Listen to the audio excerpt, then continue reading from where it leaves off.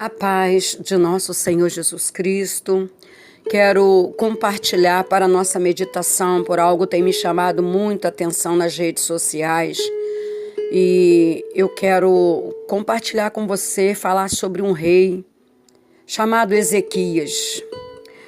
Porque essa palavra vai falar conosco. Tem muita gente nas redes sociais abrindo as portas da sua casa, da sua vida, do seu relacionamento e postando isso para outras pessoas. E esse rei, essa história está lá em Isaías, capítulo 39, versículo do 1 ao 8, que diz assim: nesse tempo, Merodach-Baladã, filho de Baladã, rei da Babilônia, enviou cartas e um presente a Ezequias, porque soube que estivera doente e já tinha convalescido. Ezequias se agradou disso e mostrou aos mensageiros a casa do tesouro, a prata, o ouro, a especiaria, os óleos finos, todo o seu arsenal e tudo quanto se achava nos seus tesouros. Nenhuma coisa houve nem em sua casa, nem em todo o domínio que Ezequias não lhes mostrasse. Então Isaías o profeta veio ao rei Ezequias e lhe disse: que foi que aqueles homens disseram e de onde vieram a ti? Respondeu Ezequias: de uma terra longínqua, vieram a mim da Babilônia. Perguntou ele: que viram em tua casa? Respondeu Ezequias: viram tudo quanto há em minha casa. Coisa nenhuma há nos meus tesouros que eu não lhes mostrasse. Então disse Isaías a Ezequias: ouve a palavra do Senhor dos Exércitos. Eis que virão dias em que tudo quanto houver em tua casa, com o que entesouraram teus pais até o dia de hoje, será levado para a Babilônia. Não ficará coisa alguma, disse o Senhor. Dos teus próprios filhos que tu gerares, tomarão para que sejam eunucos no palácio do rei da Babilônia. Então disse Ezequias a Isaías: boa é a palavra do Senhor que disseste, pois pensava, haverá paz e segurança em meus dias. Então esse texto ele nos conta um fato real, acontecido na vida de um rei, quando este reinava sobre Judá. Depois do reinado de Roboão, filho de Salomão, vários reis governaram sobre Judá até chegar ao rei Ezequias, filho de Acás. Ele começou a reinar aos 25 anos de idade, reinou durante 29 anos sobre Judá. A escritura registra que Ezequias confiou no Senhor Deus de Israel, de maneira que depois dele não houve rei semelhante em todos os reinos de Judá, nem entre os que foram antes dele, porque se apegou ao Senhor, não deixou de segui-lo e guardou os mandamentos que o Senhor lhe ordenara a Moisés. 2 Reis 18, do 5 ao 6. Então, tudo que o rei Ezequias fazia agradava aos olhos de Deus. O grande fato que está registrado no reinado dele foi as pelejas contra Senaqueribe, o rei da Síria, que subiu contra as cidades fortificadas de Judá e as tomou. Depois cercou Jerusalém com seu exército. Grande vitória Judá teve sobre a Síria, mesmo sem pelejar, pois o Senhor Deus enviou o seu anjo ao arraial dos assírios, e naquela mesma noite morreram 185 mil homens. E logo após este grande livramento do Senhor, veio a doença do rei Ezequias, sua cura e, por fim, a visita dos representantes do rei da Babilônia com presentes para o rei Ezequias. Olha como que o diabo é astucioso. Aqueles homens foram enviados de lá da Babilônia, mas vieram com uma carta do rei e com presentes. Quer dizer, eles armaram uma tática, uma estratégia para entrar na intimidade do rei. Você já percebeu quantas vezes agimos precipitadamente? Creio que você está dizendo: já perdi a conta. Algumas pessoas movidas por um sentimento momentâneo não atentam para cuidados essenciais na hora de tomar uma decisão que seja relacionada à sua vida, à sua família, negócios, estudo, vida cristã, mudanças, amizade, vida amorosa principalmente. Vão logo tomando decisões sem pensar ou sem consultar. Alguém depois logo vem aquele arrependimento. Precisamos tomar cuidado, porque a precipitação em tomar atitudes poderá mais à frente nos custar muito caro. Então, o que podemos ver nesse texto é um homem de Deus precipitando numa atitude aparentemente inofensiva a ele e aos seus familiares, bem como aos seus súditos, seu povo de Judá. Mas a sua atitude não fora tão inofensiva e, pior ainda, desaprovada por Deus, em que Ezequias, um homem tão acostumado a vencer, ele errou. Veja o que aconteceu. Primeiro, a visita e os agrados do rei, do inimigo do rei Ezequias. Nesse tempo, Merodach-Baladã, filho de Baladã, rei da Babilônia, enviou cartas e um presente a Ezequias, porque soube que estivera doente e já tinha convalescido. As notícias sobre as melhoras do rei Ezequias chegaram até a Babilônia. O rei resolve, então você vê, a fama de Ezequias já tinha sido feita ali naquelas províncias. Por quê? Porque ele era um homem que todas as batalhas que ele entrava, Deus dava vitória. Então as pessoas temiam. Então quando soube que ele estava convalescido, o rei resolve então enviar mensageiro, o rei da Babilônia, com uma carta e um presente para Ezequias. Mas destaca que isso já foi um motivo para entrar na intimidade, na casa, no palácio, na família do rei Ezequias.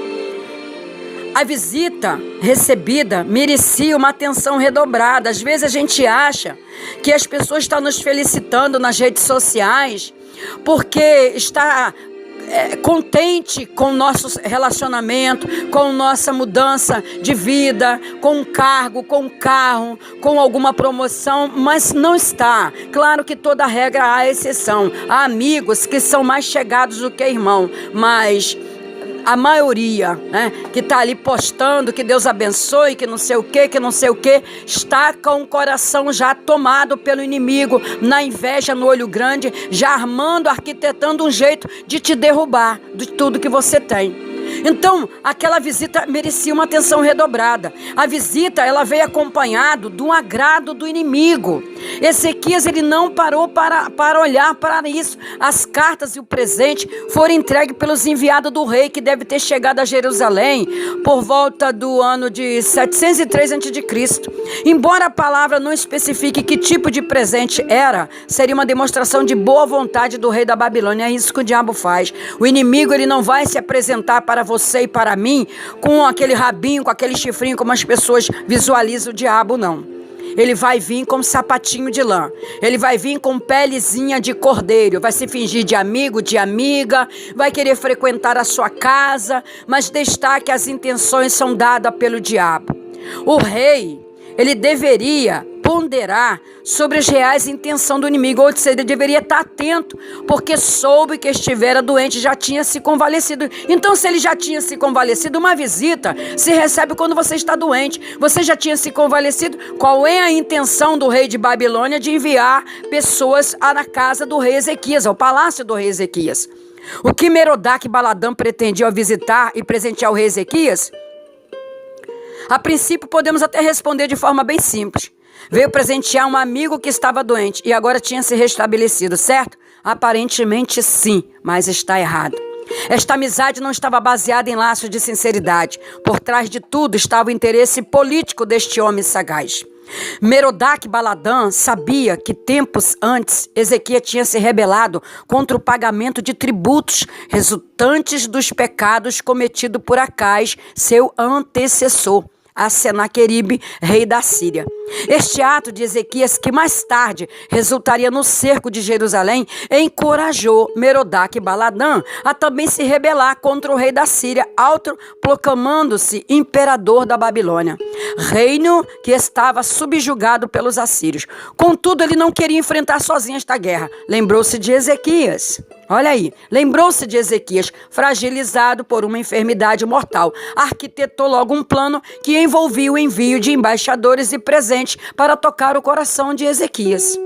Então, o fato vai além de uma visita de cortesia da parte dos súditos do monarca da Babilônia, Merodach-Baladã. Ao ver que Ezequias não estava mais fraco, pelo contrário, fortalecia-se cada vez mais, procurou aliar as suas forças com Judá, porque viu em Ezequias uma força que lhe poderia ser muito útil nos seus propósitos de desbaratar a potência assíria. Então, no nosso caso, nos dias atuais, essa história vai muito além, ela é muito longa. Você precisa ler toda a história do rei Ezequias para você ver quanto que ele foi coroado rei, a vida que ele levou, a obediência que ele viveu, as vitórias, os ganhos que ele teve, porque Deus usou, deu muita riqueza a esse rei. Esse rei era muito rico. Então, o que acontece? Você vai conhecer essa fraqueza do rei Ezequias. Essa fraqueza, a empolgação de Ezequias com o inimigo ali. Ezequias não buscou a orientação de Deus. Ezequias, ele cercado pelo exército de Senaqueribe, ele buscava Deus. Olha a diferença. E naquele momento ao qual aquele homem estava lá visitando aquele palácio, ele deveria, antes de recebê-lo, ter ido orar ao Senhor, consultar o Senhor. Qual era o teor daquela visita? Qual era a intenção daqueles homens? Se ele deveria mostrar ou não, se ele deveria abrir as suas portas ou não. Muitas das vezes, querido, querida, nós abrimos, eu falo nós, mas eu não tenho esse hábito. Eu acho que rede social, eu uso as minhas redes sociais para me poder evangelizar, falar com meus primos, família que está longe, falar com amigos que é fora do Rio de Janeiro, trazer uma mensagem de ânimo, de fortalecimento, aqueles que estão precisando, matar a saudade, dar um bom dia, boa tarde, uma boa noite. Rede social não foi feito para abrir a minha vida. Rede social não foi feito para colocar os meus segredos, o meu sentimento, a minha família, os meus filhos, a minha família em si. A rede social é algo que, assim, tem levado muitas pessoas a uma cegueira fora do normal. Às vezes o orgulho, querer mostrar alguma coisa, isso é próprio do ser humano. Ezequias se ensoberbeceu também diante dos emissários da Babilônia. Ezequias se agradou disso, mostrou aos mensageiros a casa do seu tesouro, a prata, o ouro, a especiaria, óleos finos, todo o seu arsenal. E tudo quanto se achava nos seus tesouros, nenhuma coisa houve, nem em sua casa, nem em todo o seu domínio, que Ezequias não lhes mostrasse. Meu Deus, que necamanturefácia. Então, meu querido, minha querida, o sentimento de Ezequias ali estava desviado para algo que não era o Senhor. Ter orgulho de mostrar o que você conquistou, ter orgulho de falar o que você conseguiu. Quando eu terminei a minha faculdade, teve gente que falou para mim: agora pega o seu diploma, coloca na parede da igreja. Eu sempre respondo: eu não tenho que mostrar para o ser humano o que eu sou diante de Deus. Quem precisa me conhecer é Deus. Quem precisa conhecer o seu relacionamento íntimo, quem precisa conhecer o que você é dentro da sua casa, com seu marido, com a sua esposa, com seus filhos, com a sua família, é Deus, não é rede social. Querido, querida, abre os seus olhos. Abre os seus olhos. A postagem ela tem que ser as mais simples possível. Estamos no casamento, vamos postar foto que estamos ali. Vamos receber alguma promoção, vamos postar foto da cerimônia que está ali. Vamos sair para um passeio, vamos postar uma foto do passeio ali. Mas não temos que colocar a nossa vida a público para as pessoas verem. A minha mãe dizia uma coisa, que a pior coisa é a inveja e o olho grande. Você não vê, não vai te dar mostra que está entrando na tua vida. Tem pessoas que não vivem bem no relacionamento a dois, não tem vida em família, não tem amor, não cultiva o amor, não se relaciona. Você acha, o que essa pessoa, vendo o que você posta de felicidade, o que ela vai pensar a respeito da tua vida? Nós precisamos abrir os olhos, sabe? Nós precisamos parar de contar tudo nas redes sociais. Vai no médico, tô indo no médico. Vai para a igreja, vou cultuar. Vai para ali, vou para aqui. Tem que cultuar, tem que falar tudo que está fazendo. Que cegueira é essa, meu querido, minha querida? Que coisa é essa que veio na humanidade? Celular se tornou um vício tão grande. O celular está consumindo a mente, a inteligência de muitas pessoas. Procure ter reserva. Olha, o profeta, ele perguntou: quem é esses homens e de onde vieram a ti? O rei Ezequias falou: vieram da grande Babilônia. E ele perguntou: o que é que viram na tua casa? Então olha só, depois da visita o profeta foi ali, foi enviado por Deus ali. Que foi que aqueles homens disseram? Não temos o registro do que eles falaram. Talvez até tenha sido sobre alguma aliança militar para enfrentar a Síria, ou seria reprovável por Deus, pois Judá acabaria de ter uma tremenda vitória, ali contra o exército assírio, sem levantar a espada. E de onde vieram a ti? Babilônia é conhecida como inimiga de Deus. O que vieram em tua casa? E o que tem a ver com o que eles tinham visto? Parece sem sentido a demonstração do profeta ali ao rei. Que problema haveria em mostrar todos os tesouros dentro do palácio aos amigos babilônicos que souberam da doença e também da sua recuperação, honrando-o com aquela nobre visita e com presente? Era como se o profeta levasse Ezequias a pensar: acabei de mostrar todos os meus segredos para alguém que não conheço. Esse foi o ponto dessa história. Olha o anúncio do profeta sobre o cativeiro para Ezequias. Então disse Isaías a Ezequias: ouve a palavra do Senhor dos Exércitos. Eis que virão dias em que tudo quanto houver em tua casa, com que entesouraram teus pais até o dia de hoje, será levado para a Babilônia. Não ficará coisa alguma, disse o Senhor. Dos filhos que tu gerares, tomarão para que sejam eunucos no palácio do rei da Babilônia. Agora eu te pergunto, isso aconteceu ou foi conversa do profeta, como tem os profetas de hoje que entregam o que não é de Deus? Isto realmente aconteceu. Tempos depois, pelaquela atitude egoísta de Ezequias, que não parou para pensar, veio aquele soldado da Babilônia e levaram cativo tudo, tomou tudo, o arsenal do rei Ezequias, os tesouros, a prata, o ouro, toda a família, até os filhos do rei Ezequias foi levado cativo para serem escravos, eunuco na Babilônia. Então eu chego à seguinte conclusão: confiou no Senhor Deus Ezequias, de maneira que depois dele não houve seu semelhante entre todos os reis de Judá, nem entre os que foram antes dele. Mas apesar da diferença de conduta encontrada em Ezequias nesse episódio, a palavra de Deus o coloca como um grande homem, um homem de fé que agradou a Deus. Isto nos demonstra que a avaliação da nossa vida, os padrões de Deus são muito diferentes dos nossos padrões. Mas a experiência de Ezequias nos mostra que devemos estar sempre alerta, pois depois de uma grande vitória devemos ser facilmente derrotados. A experiência do rei Ezequias nos mostra que Deus prova os corações, pois mesmo depois de aprovados, somos provados novamente por Deus. A experiência de Ezequias nos mostra que Deus nos coloca diante das circunstâncias para ver a nossa reação, para conhecer nossas atitudes. A experiência de Ezequias nos mostra que não podemos ficar em nenhum momento sem o Senhor e por isso precisamos buscá-lo a todo instante. Um minuto sem Deus é suficiente para afundarmos em um abismo profundo. E por último, a experiência do rei Ezequias nos mostra que nós precisamos ter reserva. Nós não podemos mostrar a nossa casa, a nossa vida, o nosso palácio.